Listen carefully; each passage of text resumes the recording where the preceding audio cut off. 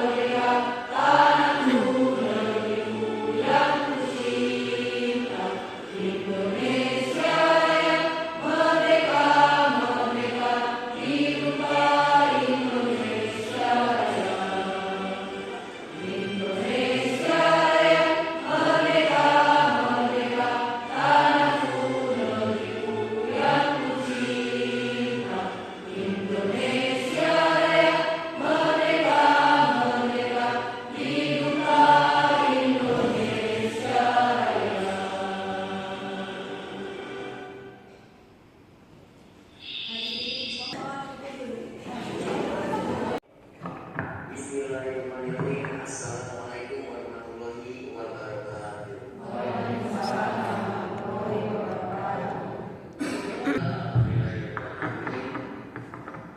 Pagi yang cerah ini kita semua bertemu kembali dalam kegiatan komunitas belajar bersama.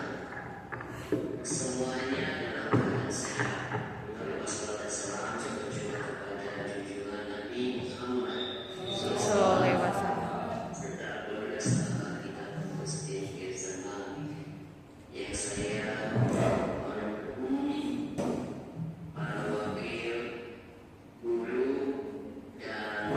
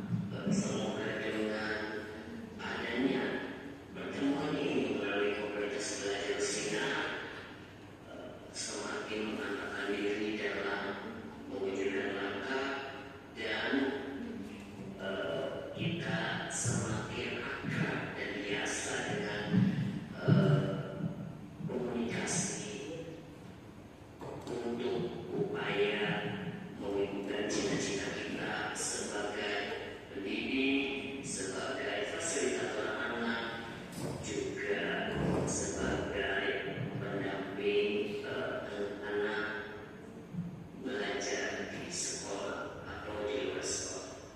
Sekali lagi selamat bersenang-senang, selamat mengikuti liburan ini dengan berbahagia, dan salam dari kami, semoga semuanya lebih memahami dan lebih jelas dengan mengikuti kegiatan ini dalam mengikuti dan menjalankan rutinitas sehari-hari. Demikian yang saya sampaikan, mohon maaf atas segala kekurangan. Assalamualaikum warahmatullahi wabarakatuh.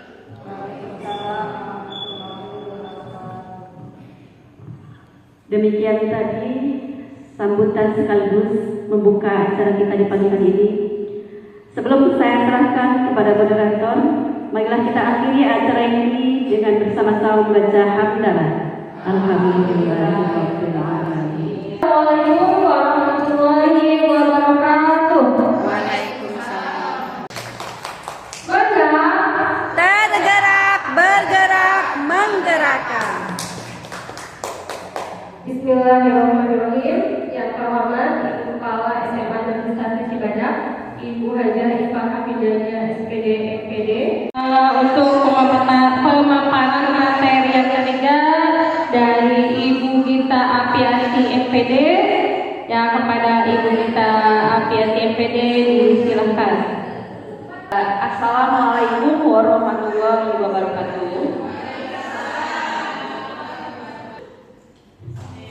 Yang terhormat Ibu Kepala Sekolah SMA Negeri 1 Cibadak, Ibu Hajah Ifah Hafidania SPD MPD. Yang saya hormati Bapak Ibu Wakil Kepala Sekolah dan juga Bapak Ibu Guru SMA Negeri 1 Cibadak. Baik Bapak Ibu, jangan bosan-bosan sama saya ada di depan. Kenapa? Karena saya sekarang kebetulan lagi mengikuti pelatihan guru penggerak. Jadi mohon dukungannya dari Bapak Ibu gitu. Saya berterima kasih banyak kepada Bapak Ibu karena telah memberikan waktunya, meluangkan waktunya untuk bisa ikut di kegiatan diseminasi yang akan saya paparkan hari ini. Ya. Ini kita akan membahas atau diskusi bersama tentang pemahaman dan penerapan budaya positif di sekolah. Mungkin tidak asing lah dengan materi budaya positif di sekolah ini gitu. Nah sekarang kita akan ingat-ingat kembali tentang budaya positif untuk merefleksikan dan juga untuk mengevaluasikan ke depannya gitu ya. Tapi sebelum ke materi inti, mungkin kita ice breaking dulu ya Bapak Ibu, biar lebih semangat. Bapak Ibu boleh berdiri sebentar, minta waktunya untuk berdiri, kita ice breaking ya. Oh iya, sebelumnya saya izin untuk merekam kegiatan ini dulu ya Bapak Ibu ya. Jadi selama kegiatan berlangsung, ini kegiatannya direkam. Ikutin ya Bapak Ibu ya.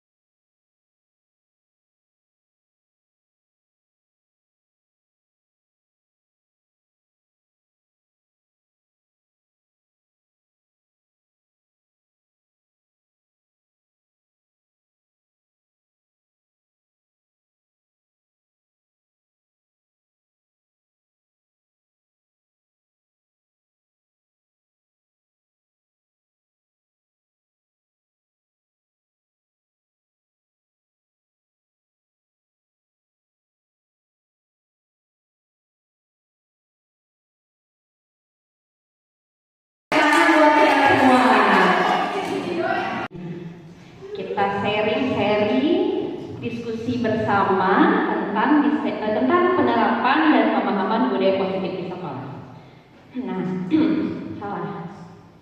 Jadi yang akan kita diskusikan bareng itu di antara lain ada perubahan paradigma, ada juga disiplin positif, nilai-nilai kebajikan, kebutuhan dasar manusia, perilaku, motivasi perilaku manusia, posisi kontrol kita sebagai guru, keyakinan kelas, dan juga segitiga restitusi. Ini mah Bapak Ibu sudah nggak aneh ya kata-kata ini mah ya. Mungkin nanti lebih dikuatin lagi sekarang. Nah, saya mau nanya Bapak Ibu, kira-kira disiplin, budaya disiplin itu perlu nggak sih diterapin di sekolah? Perlu. Untuk apa kira-kira? Untuk oh ya, boleh cocok nih. Kenapa? Disiplin positif itu harus diterapkan ya karena untuk membentuk karakter siswa itu kan, dan yang kita harapkan kan siswa itu sesuai dengan kalimat yang pakai belajar Pancasila, tentunya itu harus dibentuk karakternya melalui tadi disiplin positif. Terima kasih Bu Andi. Ada yang mau menambahkan? Kira-kira dua aspek kesiswaan, betul. Karena di sini alhamdulillah kegiatan diseminasi budaya positif hari ini ada para wakasek ya, atau yang pertama wakasek kesiswaan, ada juga pembina OSIS, guru mapel, dan juga wali kelas ya. Karena budaya positif ini sangatlah berkaitan dengan kita semua. Coba Bu Yeni sebagai wakasek kesiswaan, bagaimana perlukah diterapkan budaya positif di sekolah? Perlukah disiplin positif diterapkan di sekolah? Jelas. Disiplin positif itu perlu untuk diterapkan di sekolah. Kenapa? Yang namanya disiplin dalam suatu lembaga, apalagi lembaga pendidikan, itu sangat penting sekali. Walaupun sekarang disiplin positif itu jelas berbeda dengan pelaksanaan tata tertib yang sebelumnya. Yang kemarin mungkin sebelum ada former, kita itu ada tata tertib SMAN 1 Cibadak. Di situ ketika ada siswa yang melanggar, maka ada hukuman. Gitu. Kalau sekarang sudah beralih bukan lagi hukuman, tapi ada konsekuensi seperti itu. Banyak hal yang berbeda antara tata tertib dengan disiplin positif. Dan alhamdulillah untuk kita di Cibadak sudah menerapkan disiplin positif, dan kita sudah memiliki disiplin positif yang sudah baku yang menjadi keyakinan sekolah seperti itu. Terima kasih.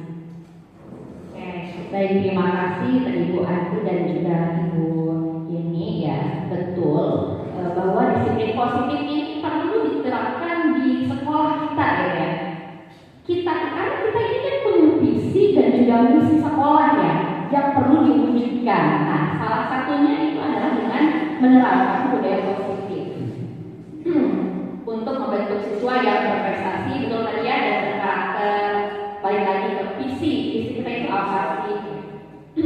Lalu ini disiplin positif. Nah, ada dua arti disiplin positif itu, ada disiplin dan juga disiplin positif. Di sini disiplin mengacu pada disiplin diri yang memiliki tanggung jawab terhadap apa yang dilakukannya berdasarkan nilai-nilai yang diyakini. Ya. Terus ada juga atau mungkin dalam arti kata kalau kata itu sesuatu yang dilakukan seseorang kepada orang lain untuk mendapatkan kepatuhan, itu disiplin. Ya. Sedangkan disiplin positif ini merupakan salah satu cara penerapan disiplin yang bertujuan untuk menumbuhkan kesadaran diri serta memberdayakan peserta didik tanpa imbalan penghargaan atau reward, tanpa ancaman atau hukuman. Betul tadi kata Bu Yeni, kita ini dulu punya peraturan sekolah, punya tata tertib sekolah yang harus ditaati oleh siswa, oleh peserta didik ya. mereka juga mungkin tahu ketika si peraturan itu tidak dijalankan akan ada hukuman atau akan ada ancaman ya. Mungkin ada beberapa siswa juga yang merasa, wah ini kayaknya peraturan ini harus saya lakukan nih. Untuk apa? Dalam diri siswa itu terkadang ada kata paksaan. Kayaknya saya terpaksa deh untuk melakukannya karena saya takut ancaman atau takut hukuman-hukuman yang diadakan oleh sekolah gitu ya. Bukan karena kesadaran dari diri siswanya itu sendiri. Nah, yang sekarang harus kita pahami itu bagaimana si siswa itu menaati peraturan atau menaati tata tertib yang kita buat di sekolah tanpa si anak ini merasa ada ancaman, tanpa merasa ada bahwa ada hukuman ya. Jadi harus timbul dari motivasi intrinsik siswanya itu sendiri. Kita sebagai pendidik tujuannya adalah untuk menciptakan peserta didik yang memiliki disiplin diri sehingga mereka berperilaku mengacu kepada nilai-nilai kebajikan universal dan memiliki motivasi intrinsik dalam diri demi perubahan perilaku ke arah yang lebih baik. Ini yang kita inginkan. Oke, selanjutnya nilai-nilai kebajikan universal itu apa sih? Nilai-nilai kebajikan itu adalah sifat positif manusia yang merupakan tujuan mulia yang ingin dicapai oleh setiap individu. Ada misalkan dalam profil pelajar Pancasila kita ini nilai-nilai kebajikannya ada beriman dan bertakwa kepada Tuhan Yang Maha Esa, berakhlak mulia, berkebinekaan global, gotong royong, mandiri, kreatif dan bernalar kritis. Nah, ini adalah nilai-nilai kebajikan dari profil pelajar Pancasila yang pastinya kita tahu dan harus tahu. Lalu ada juga contohnya keterampilan hidup, nilai-nilai kebajikannya seperti dapat dipercaya, lurus hati ya, pendengar yang aktif, tidak merendahkan orang lain, dan memberikan yang terbaik dari dirinya. Ini contoh-contoh dari nilai kebajikan universal. Lalu ada juga pembelajaran paradigma baru. Pembelajaran paradigma baru ini apa? Jadi merupakan pembelajaran yang dirancang berdasarkan prinsip pembelajaran berdiferensiasi. Gak asing juga ya pembelajaran berdiferensiasi ini. Sehingga para peserta didik belajar sesuai dengan kebutuhan yang berdasarkan perkembangannya, sesuai dengan teori psikologis modern untuk mewujudkan profil pelajar Pancasila. Di sini ada gambar profil pelajar Pancasila. Miskonsepsi tentang teori kontrol. Yang pertama, ilusi guru mengontrol murid.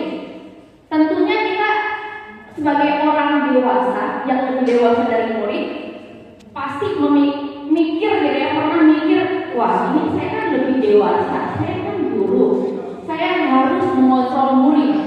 Nah, itu adalah salah satu miskonsepsi yang kita miliki sebagai guru ya. Sebetulnya harusnya kita itu jangan punya pikiran mentang-mentang kita orang dewasa, janganlah mengontrol enaknya mengontrol murid gitu. Lalu yang kedua ada ilusi bahwa semua penguatan positif, efektif dan bermanfaat. Ini sebagai refleksi kita semua ya Bapak Ibu ya. Lalu ada ilusi bahwa kritik dan membuat rasa bersalah mampu menguatkan karakter, membuat rasa bersalah.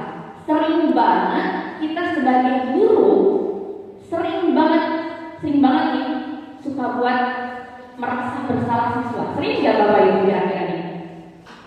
Suka ya? Dalam kata-kata apa sih biasanya yang kira-kira si siswa ini kalau kita nasehatin, kalau kita omongin, si anak ini akan merasa bersalah? Kira-kira kalimatnya apa? Yang sering kita keluarkan? Betul. Itu yang sering kita ucapkan kepada anak ya. Apakah kamu gak kasihan? Kamu kasihan terus, ibu tuh udah capek loh dari rumah, bangun pagi-pagi naik motor dari BKN Kona ke sekolah jauh loh. Capek loh ibu nanti sakit loh. Nah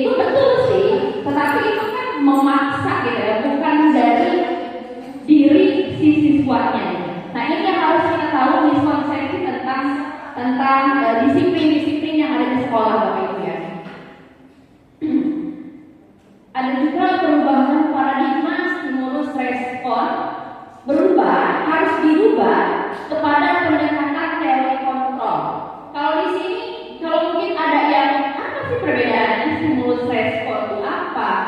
Teori kontrol itu apa? Kalau stimulus respon itu respon yang secara langsung dadakan gitu ya, responnya dadakan. Tapi kalau teori kontrol itu kita harus mikir dulu. Contohnya ini, realitasnya atau kebutuhan kita sama, kebutuhan kita itu sama. Padahal nyatanya kita itu harus berpikir bahwa kebutuhan kita itu tidak sama, berbeda. Yang kedua, apalagi peserta didik ya, peserta didik pasti berbeda karakter, berbeda latar belakang. Yang kedua ada semua orang melihat Lihat hal yang sama. Harusnya kita ubah menjadi setiap orang memiliki gambaran yang berbeda. Yang ketiga, kita mencoba mengubah orang agar berpandangan sama dengan kita. yang harus kita ubah menjadi kita Berusaha memahami pandangan orang lain tentang dunia. ada lagi perilaku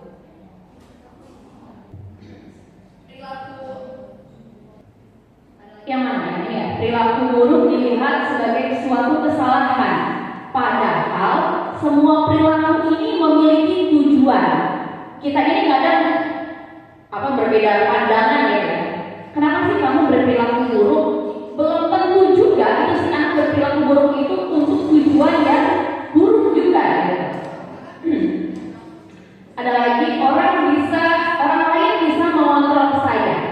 Yang harus kita ubah pemikirannya menjadi hanya Anda yang bisa mengontrol diri Anda sendiri.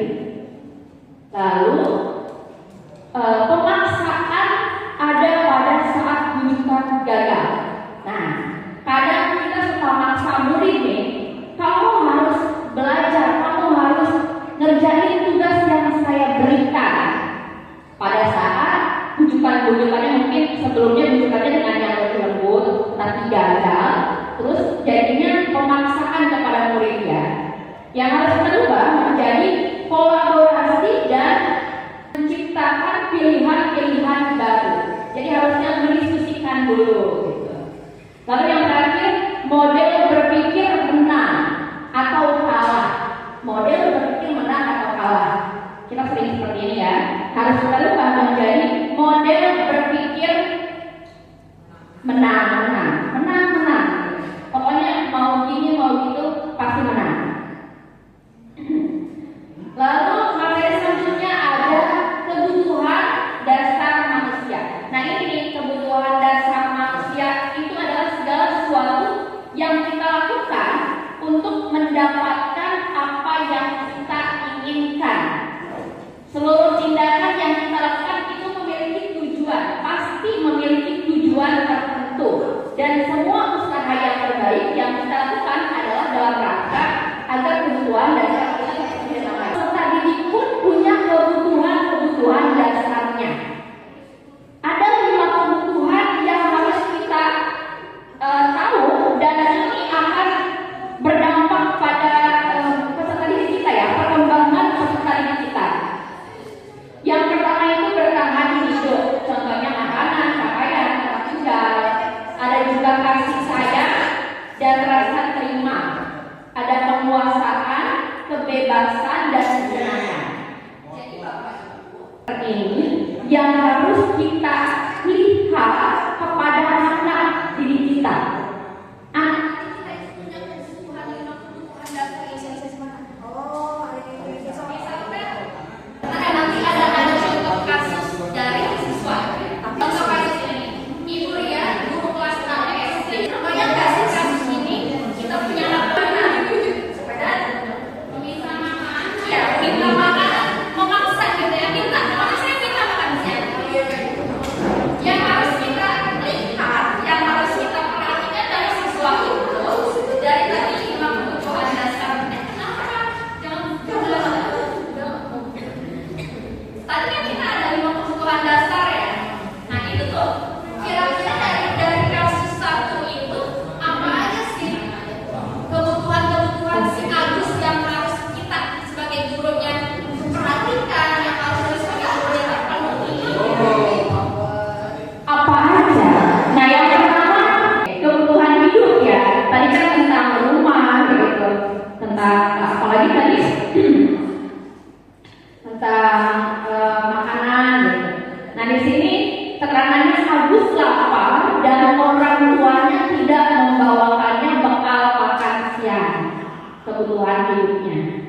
Jadi ini kita yang harus kita selidiki dari si Agus ini, ada peserta didik.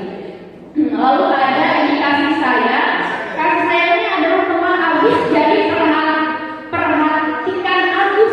Jadinya perhatikan ya, karena perilaku dari si Agus yang seperti itu, jadi si siswanya, si teman-temannya ini, oh kayaknya si menyimpulkan gitu, mengasumsi, oh kayaknya si Agus tidak dibawakan kelamaan deh. Lalu ada power kekuasaan ya. Dia merasa hebat karena temannya jadi takut, betul ya? Karena tadi si Agus ini memaksa minta makanan, lalu diberikan makanan oleh si anak, si teman-temannya, jadi merasa terpaksa dan si Agus merasa memiliki power gitu ya. Saya kayaknya punya power karena teman-teman takut sama saya. Lalu ada kebebasan. Kebebasan ini bisa dimiliki apa? Kebebasan ini bisa diambil dari kasus satu, yaitu Agus merasa bosan dengan bekal.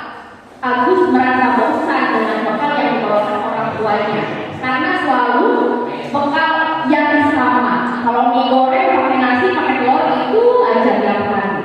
Si Agus ini bosan gitu, makanya dia maksa. Makanya dia maksa. Ini kan sebetulnya asumsi kita aja kan. Tadi dari kasus yang tadi itu ini asumsi kita. Kesimpulan yang kita buat sendiri. Lalu ada fun, ada kesenangan. Jadi di sini kesenangannya mungkin saja si Agus ini hanya iseng. Dia ingin menikmati ekspresi wajah teman-teman yang kesal. Nah, mungkin si Agus butuh kesenangan.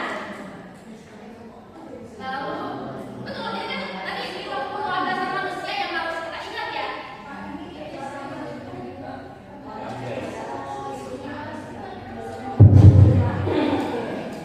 Pokoknya Bapak Ibu harus ingat tadi memang kebutuhan dasar manusia.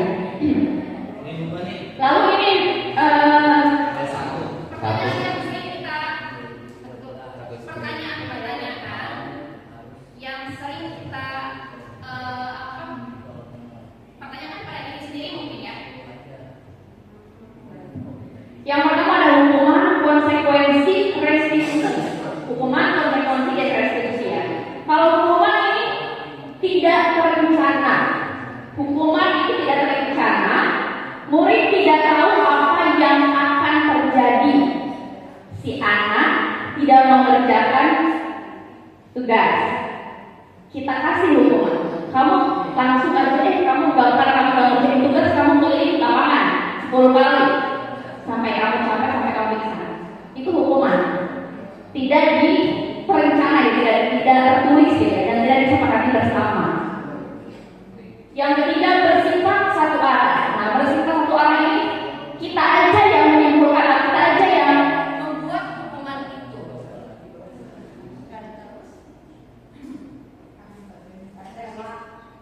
Katanya SMS.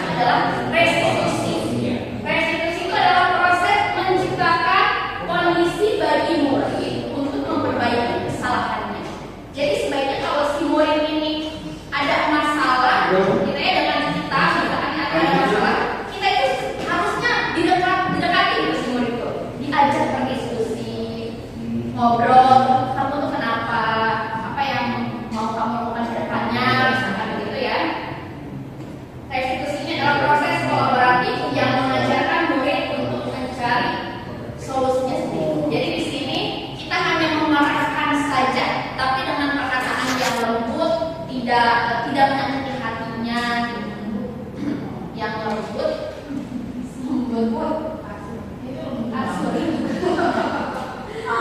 Lalu dari kebutuhan dasar manusia itu ada teori motivasi perilaku manusia. Motivasi perilaku manusia.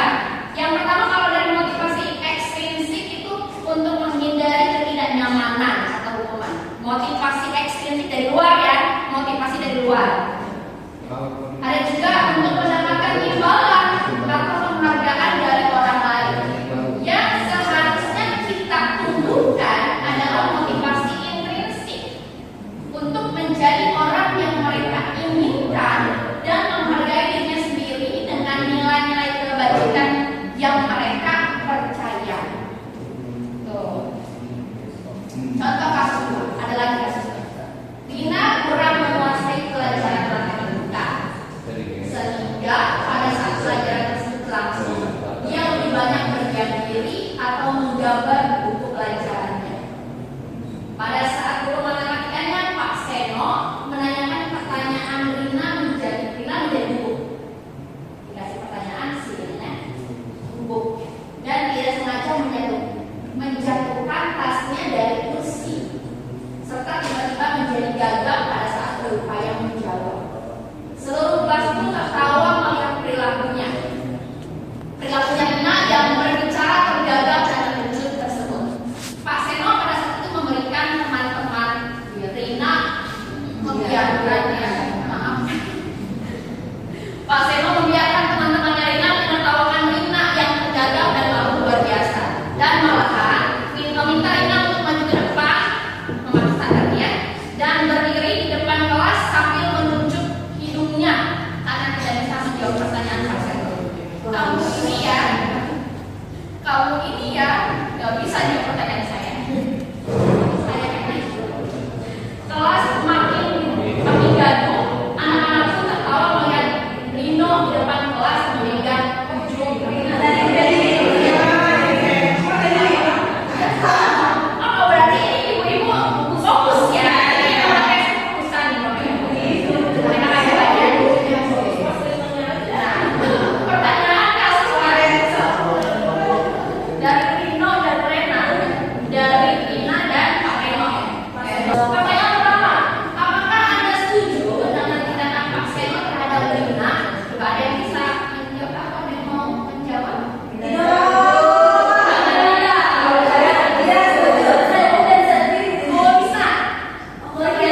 Menurut Bu Ayat, kira-kira Pak Seno itu tindakan Pak Seno itu tuh masih gitu? Menurut saya tindakan Pak Seno itu kurang tepat ya.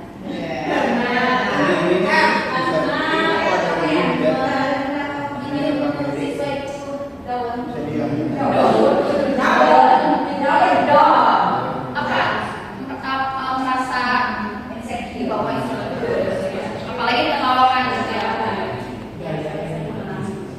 Oke,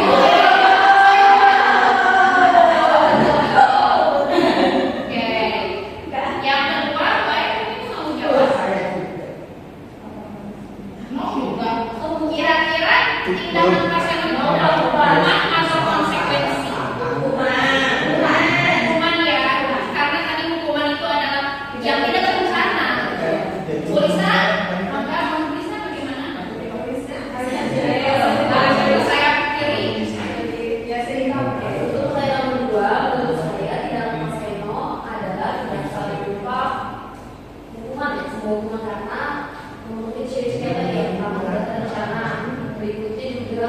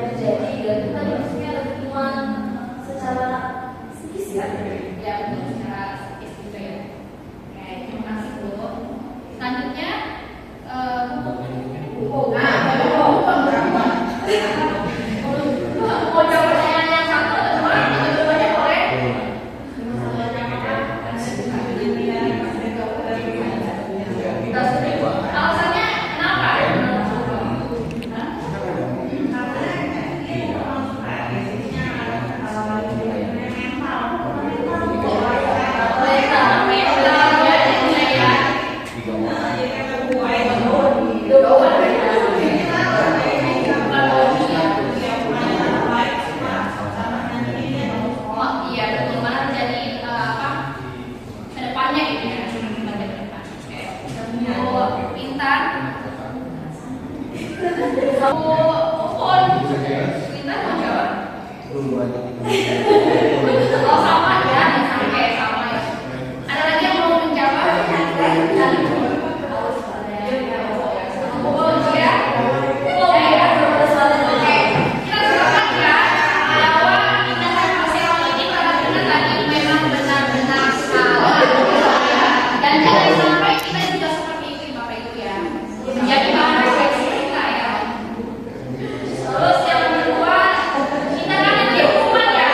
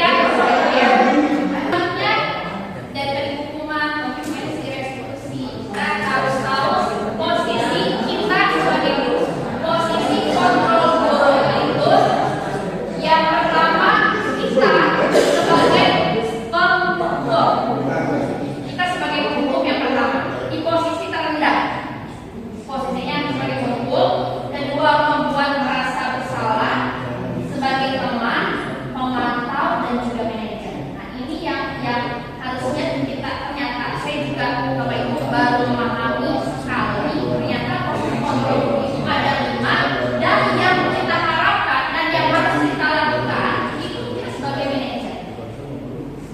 Apa ya? Posisi kontrol guru. Yang pertama, saya kecewa sekali dengan kamu. Kecewa sekali dengan kamu. Di kata-kata kalimatnya aja udah jelas kok ini membuat rasa bersalah. Yang kedua, kamu tidak pernah benar melakukannya. Pemukul. Ayolah lakukan demi ibu atau bapak. Teman. Apakah kamu mau mendapatkan stiker bintang hari ini? Memantau. Yang manajer, bagaimana kamu bisa menyelesaikan masalah ini? Tentunya dengan intonasi yang lembut gitu ya. Tapi mungkin tidak langsung lembut juga sih kalau yang saya tangkap sih sebagai manajer ini. Serius gitu ya. Kalau gambar ya berwibawa atau berwibawa. Yang pasti berwibawa itu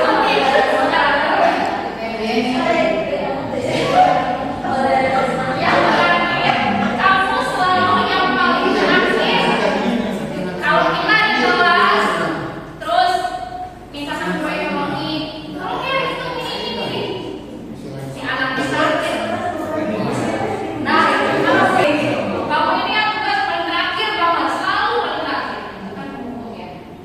Oke, ini perbedaannya Bapak Ibu ya. Karena dengan baik-baik, bagaimana kamu bisa menyelesaikan tugas ini dengan tepat waktu? Harus disampaikan ya, karena saya hukum itu menghargai guru berbuat menghargai atau menunjuk menyakiti hukum. Saya itu ada. Yang kedua, membuat merasa bersalah. Mengatakan seharusnya ibu kecewa sama kamu ya. Seharusnya kamu kayak gini, kasihnya kayak gitu. Teman, membuatkan alasan untuk muridnya. Membuat alasan kalau misalkan ada siswa yang kesiangan, misalkan saya ketemu sama satu siswa terus kesiangan sekolah, saya kasih tahu kalau ke Bu Yeni kamu harus karena saya berangkat dengan saya misalkan gitu ya. Itu kan kita merasa teman ya, merasa teman ya. Jangan sampai kayak gitu. Suka kayak begitu kan? Yang ke ini memantau apa ini tulisan kira-kira mungkin bisa memantau apa? Dan mengukur. Menghitung dan mengukur. Kalau memantau lebih berwibawa lagi, lebih berwibawa dari teman, membuat rasa-rasa dan ya. Bapak Ibu ini ya, tapi bisa tahu kan antara perbedaan posisi kontrol kita sebagai pemukul seperti apa dan sampai manajer itu seperti apa? Paham ya Bapak Ibu ya? Kalau manajer tadi itu kita harus memberikan penguatan atas masalah si siswa sampai siswa itu sendiri mendapatkan solusi untuk dirinya. Itu Bapak Ibu. Ini contohnya ini manajer. Oh, kalau nggak ini manajer begini. Apa yang kamu yakini terhadap keyakinan kelas kita? Dari keyakinan yang nilai kebaikan itu. Misalkan kesiangan nih, si anak kesiangan, terus kita tanya, biasanya nanya apa ya Bapak Ibu? Anak masuk kelas, kenapa kamu kesiangan? Alasannya apa? Begitu ya? Ada anak kesiangan masuk kelas kita karena lama di kantin. Pasti kan kita nanya, apa alasannya? Dengan baik-baik. Terus ditanyakan juga keyakinan kelas yang sudah kita buat itu apa? Apa kamu masih ingat? Keyakinan kelas. Materi selanjutnya adalah keyakinan kelas. Mengapa keyakinan kelas? Mengapa bukan peraturan kelas? Nah, menurut Bapak Ibu gimana? Ada yang mau jawab kira-kira mengapa keyakinan kelas? Kenapa sih namanya bukan peraturan kelas? Coba Uneng. Kenapa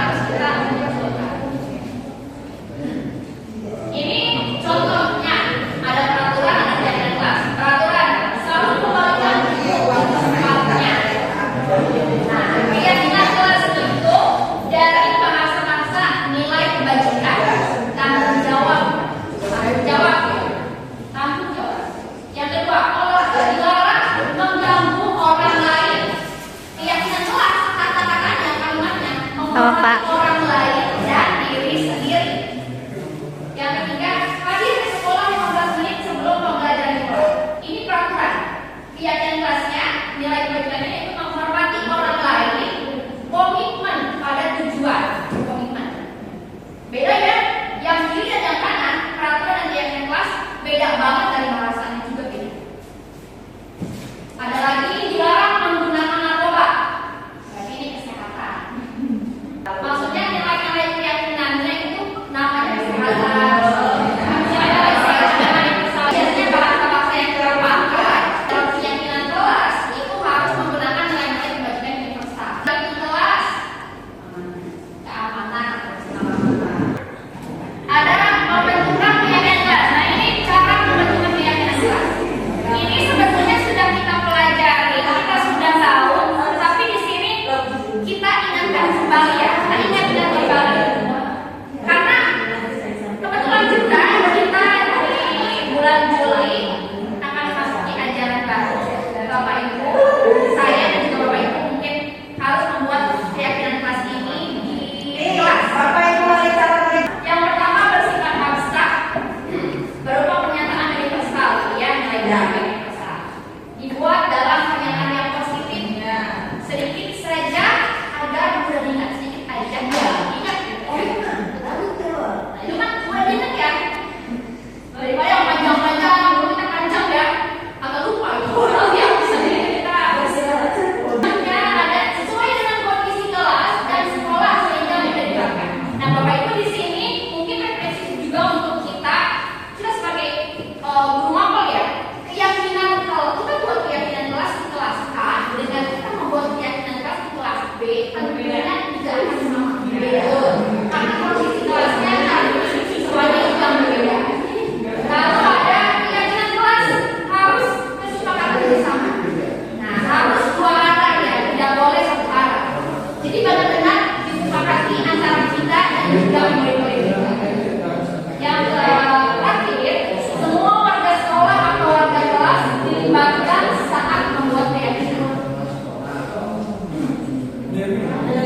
Terakhir, ada segitiga restitusi. Ini nih, segitiga restitusinya. Apa sih segitiga restitusi itu? Jadi segitiga restitusinya adalah proses menciptakan kondisi bagi murid untuk memperbaiki kesalahan mereka, sehingga mereka itu bisa kembali pada kelompok mereka atau bisa sadar gitu ya, dan menjadi karakter yang lebih kuat, lebih positif. Yang pertama, segitiga restitusi itu yang pertama menstabilkan identitas murid. Yang kedua, validasi tindakan yang salah. Yang ketiga, menanyakan keyakinan si muridnya itu seperti apa. Ya, ini pemaparannya yang lebih jelasnya. Menstabilkan identitas itu contohnya berbuat salah itu tidak apa-apa. Contoh kalimatnya ya. Menstabilkan itu berbuat salah itu apa? Berbuat salah itu tidak apa-apa, anak-anak. Atau mungkin yang kedua ini kalimatnya, anak-anak, kita ini tidak ada yang sempurna sebagai manusia, tidak ada.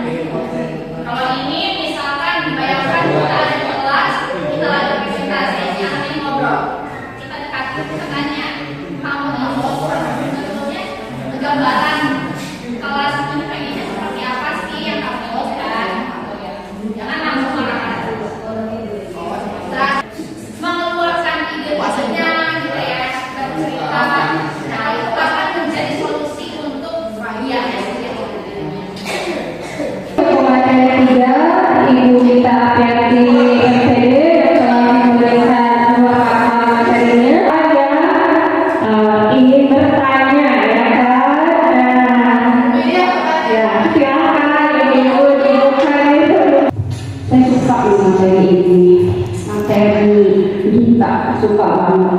Yang kita aja. Iya.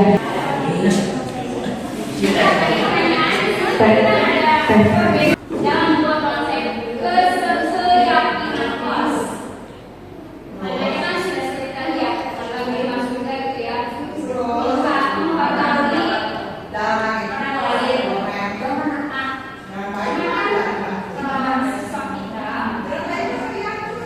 Mungkin masih ada yang kesulitan dalam mendapatkan makna dari kalimat itu. Boleh juga diberi lampiran. Tapi lampirannya kata-katanya berarti kata-kata peraturan. Saya tanggung jawab.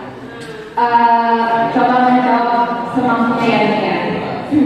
Kenapa sih? Bisa nggak sih dalam kita membuat keyakinan kelas itu dengan dilampirkan kalimat peraturan kelasnya juga.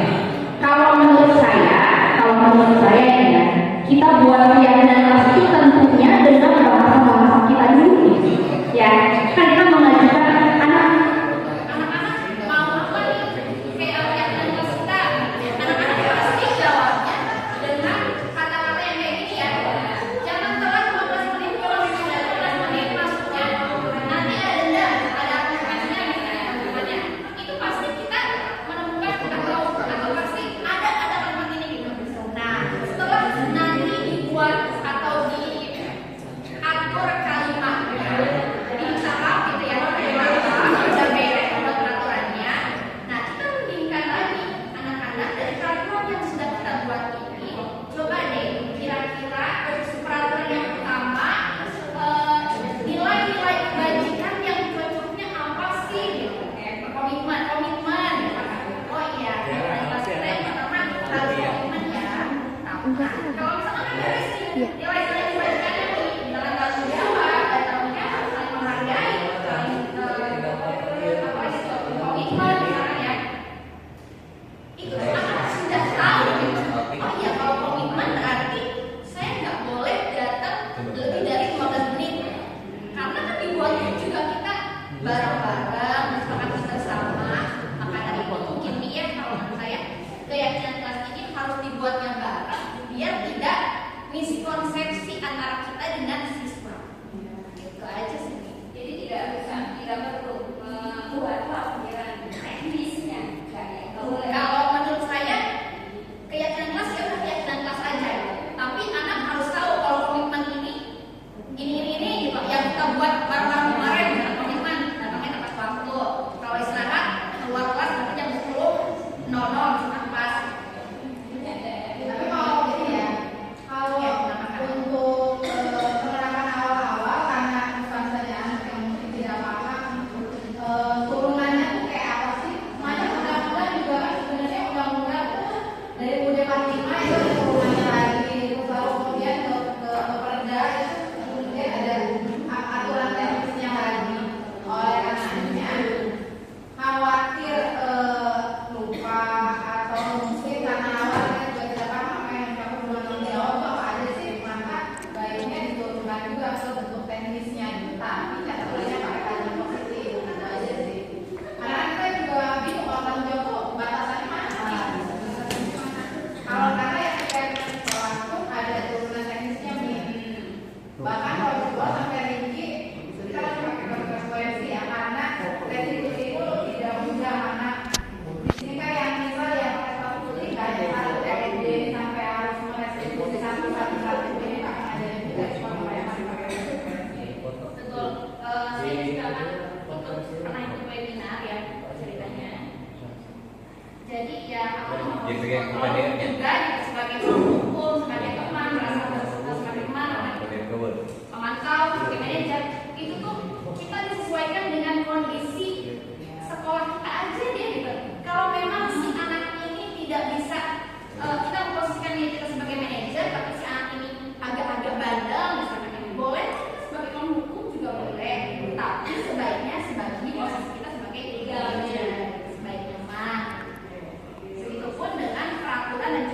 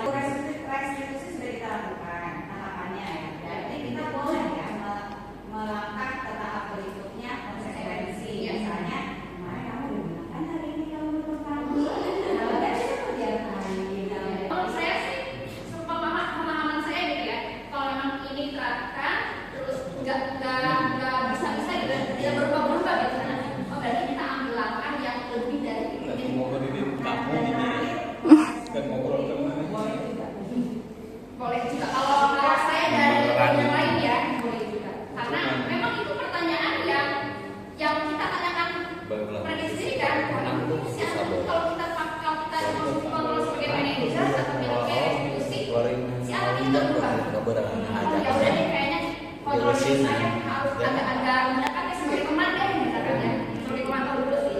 Kalau udah memantau, setelah dipantau, oh ternyata tidak ada perbaikan juga, makanya sebagai teman deh, didekati dulu deh, didekati dulu. Atau mungkin bisa juga seperti itu. Nanti ketika sudah si anaknya berubah, kan kalau teman sebagai teman itu biasanya si anak menurut kita doang ya. Kalau guru lain biasanya nggak turun. Kalau kontrol diri kita sebagai teman. Nah, dikasih tahu lah ini kalimat yang positif. Pada kali lagi ke sini resolusi lagi. Iya, akses internet. Sejauh manusia sih memang seperti itu. Jadi ketika anaknya tidak ada perubahan, kita bisa ambil tindakan yang lain. Maksudnya kita jangan sampai salah paham bahwa Harus banget. kita itu harus tidak boleh jadi tetap kita harus diajarkan konsekuensi sebab akibat gitu. Itu yang penting ya. Jadi bukan berarti dengan contoh mereka itu kita pakai restitusi yang selalu bernegosiasi